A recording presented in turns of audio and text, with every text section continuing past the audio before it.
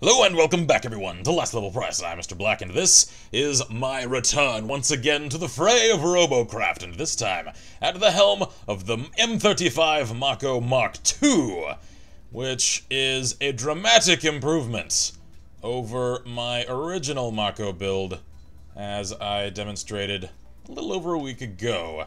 That one was built purely by memory. I had no references whatsoever. Well, this time, I decided to take an hour or so to really just painstakingly alt-tab back and forth from reference renders of the M35 Mako model from the Mass Effect games themselves, and back to this to try to get it as close as I possibly could. And with the exception, obviously, of this now having 3 turrets rather than the Mako's 1, and 3 forward-facing headlights so that it is actually relatively shaped somewhat halfway proper, rather than the Mako's 2, I think I've done a really good job. I'm quite proud of myself for this build, because it's a, I think, if I may praise myself so, good compromise between the source material and actually remaining playable and somewhat viable in this game.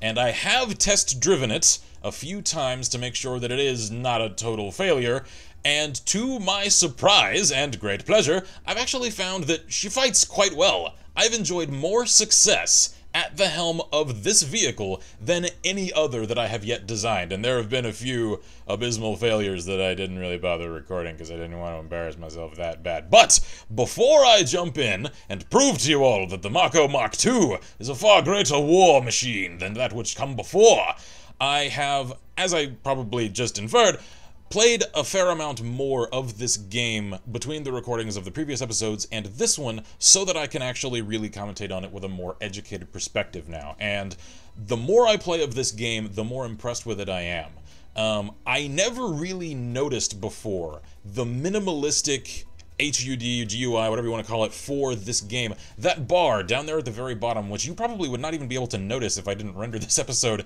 in 1080p, is actually a tier meter. And the tier is a separate sort of meta value from one's actual player level. I don't yet actually know what player level means in this game. I think it may have something to do with what pieces in the tech tree get unlocked when, but I'm not 100% certain on that. What I do know is that vehicular, or rather robo tiers, are determined by a sort of meta aggregate score of the pieces used to construct one's vehicles. And obviously I'm using like T2 wheels, T2 plasma cannons now, and that has pushed that little white bar down there in the bottom left or right, I don't know which because of camera distortion, I don't know which direction I should point, but down there at the bottom, that little white bar that has now crossed into just barely T2 rather than T1. And I've also noticed, to my frustration for a while before I really understood what was going on, that when it comes to the tech tree,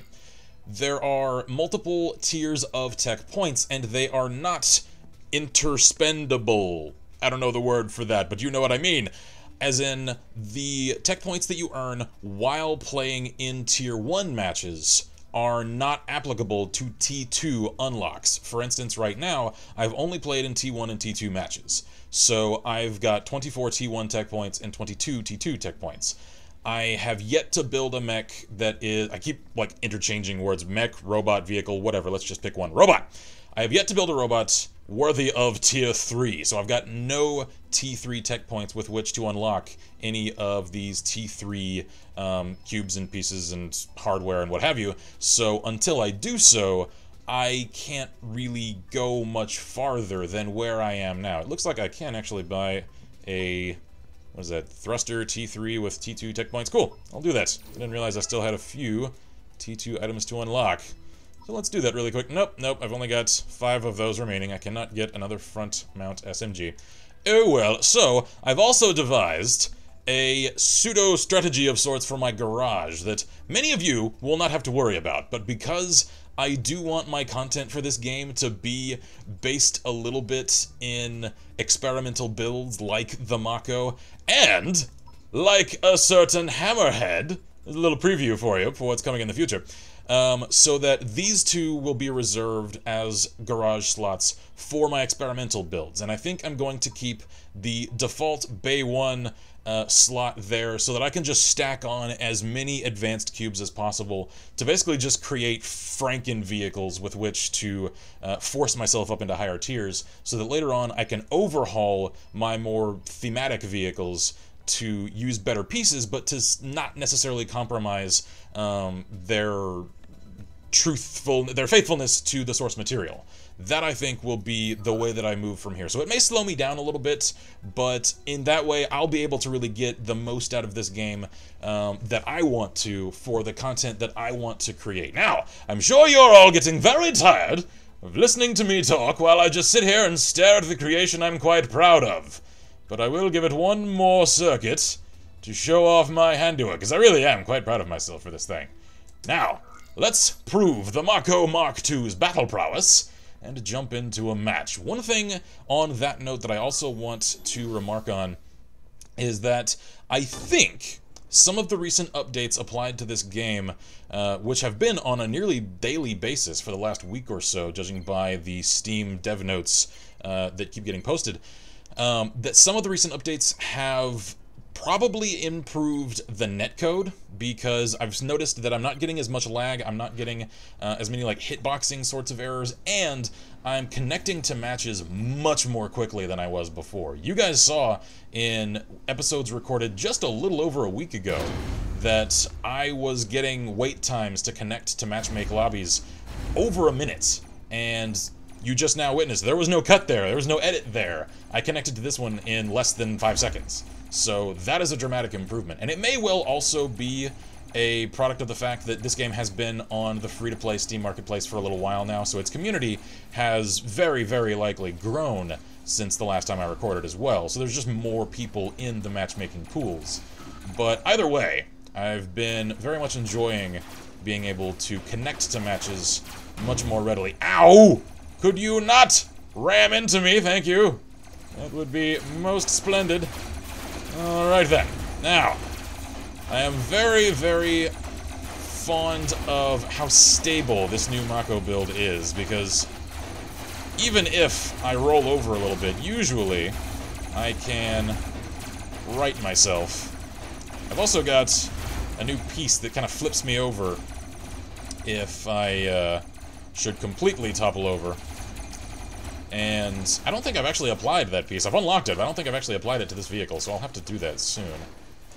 I applied it to the hammerhead quite frivolously, because that thing, she's a wily one. I've only given her a couple of test flights, and you'll find out in the episodes to come the trials and tribulations of attempting to become a hammerhead pilot. They are many, and they are dire. As for the Mako, however, I don't think I've taken much in the way of damage. And by applying a few jet thrusters to the rear end, I've actually made it quite speedy. So with the plasma cannons as my primary weapon, and the speed with which it travels, bingo, another kill to my name, I've actually made a really serviceable little artillery rover here, and I really have fun with that. I think that poor sod is just a seat. Now he's a crater. Another kill to my name. Good. Although I'm mostly just preying upon the already damaged as a vulture at this point, but we've all got to make our money somehow. And it seems we are annihilating the other team. There are only 3 of them left, and only 3 of us have died. So that's a good thing. I don't think I've even taken any damage in this match.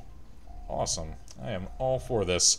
And I really enjoy, now that I understand it, the semi-MOBA aspect of this game, with the base captures as a primary objective now. I've also noticed that if you're present on an enemy base point, these big lasers shooting into the skies at the ends of matches, you tend to reap much greater rewards, tech point and robo point wise, after matches. So I always try to make it a point now to end matches on the enemy circle whenever possible.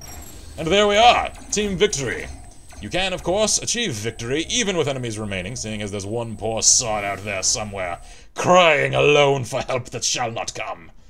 And my reward is 508 robo points and 6 tech tokens. I didn't get an extra little victory reward. That doesn't seem to be universal. It seems to be somewhat random whenever you get those extra bonuses. So, Can I afford much of anything right now? No, I've only got 11 tier 2 tech points. So, there's only one way to fix that. Let's jump right back into the fray and have at more pathetic targets. Good, there we are. And again, no editing there. All the other episodes thus far, I had cut and edit those little segues together. Not this time. Oh, goody. We've returned to Mars. Oh, game, you spoil me.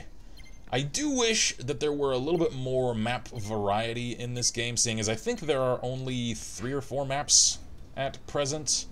But as I recall correctly, this game is still technically within early access. And as I have mentioned before, games that do accept money for microtransactions within their marketplaces, there's a debate to be had as to whether or not they can really be considered early access or beta or whatever the case may be. Ow! Someone with a rail cannon just, oh god, blew off the entire front half of my vehicle. That's, it's not very neighborly of you. Oh, and I've only got 1 cannon. That is definitely not very neighborly of you. I would appreciate it if you did not do that. Okay, well, seems I'm going to try to keep this face of the vehicle toward the enemy now. And also avoid frontal combat wherever possible, he said as he drove right toward an enemy. There we go. Alright, well, I've got backup over here. Can we finish this guy off? Can I please? Yeah, there we go. Kill to my name despite being blown in half. Alright then. The plasma cannons do have a rather agonizingly long recharge speed, so... Uh-oh, no, no, get away! You gotta really... Oh, yes! I sniped the pilot with 1 shot and destroyed that heavily armored monstrosity with a single round. Uh-oh, uh-oh. And the enemy team does not like me for it. I am coming under lots of fire. Run away! Run away! Roll away! I don't know. Okay, alright. It's okay. They have the accuracy of stormtroopers. I'll be alright. That is okay. Good. And then there's this guy just hanging out. Alright, well, unfortunately, my theory from some time ago that one may enjoy repairs at one's own spawn point. Oh no! Obviously, as you can see, not a true theory. Oh, I've completely, oh no. Oh no. Now I've just got a really heavy backpack, and I am the dead. Fantastic. Oh, there's only 3 of us remaining. And then there's this, you know, I've noticed, there are 2 kinds of people in the world. Those that take the time to make interesting and creative, like this is kinda creative, sorts of ships. And then, wow, okay, then there's this little guy. What are you even doing? Oh, he's only got 6% remaining. This guy's at 1%. Truly, we are the underdogs of this match. And then there are those that just create the big boxes riddled with turrets.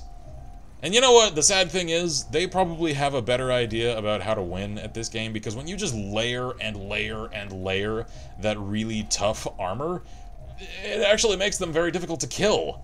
And that's a little bit frustrating for me, because I like to try and be a little more creative with my builds, but they don't perform nearly as well. So, it's a give and take. Oh! You're running into the same issue that the Hammerhead did. You'll find out about that soon enough. Okay, I guess I'll wait out their victory, seeing as they are almost there, and start to wrap this episode. This has been the, well, at first, well-fated, now kind of ill-fated, round 2, rather Mk.II run of the Mako. Mk.II, there we are. There's my beauty in her non-destroyed form. There we are, good. And it does seem as though you do reap the rewards of performance, as in kills earned and time spent capturing the enemy base, even when you die, and even when your team loses. So you're not totally denied your earnings because of a match gone awry, which is nice. It doesn't make it feel like you should just automatically just disconnect if things go wrong. Can I, before wrapping, unlock anything new in the tech tree? Nope. Nope, because the only other T2 thing available to me costs 18 T2 tech points, and I've only got 13. That is a crying shame. And on that note, I shall then come down here to a nice pretty. Yeah, there we go. Let's get our Michael Bay lens flare going on to wrap the episode. So this has been the Mako Mk.II here in Robocraft. Again, coming up very soon, as you got the little preview of a little while earlier, is going to be my follow-up test flights on the as-yet not very successful Hammerhead, also from Mass Effect. Let me know, guys, because I probably, after getting a couple of episodes of material out of it, will scrap the Hammerhead just because it doesn't go very well. If you've got any requests for builds that you would like me to give a shot in this game, I already received one request, which at some point I will try to honor, for some of the Warhammer 40k tanks in this game, which I think would work quite well given the whole way that this game works. So if you guys have any more ideas, send them my way. I can't promise that I will be able to honor all of them due to obviously like resource costs within game, but those that I find most interesting I may very well run with, and even give a little shout out to whoever gave me the idea in the first place. So till then, I am Mr. Black here at Last Level Press, and as always I wish you all good gaming and Godspeed.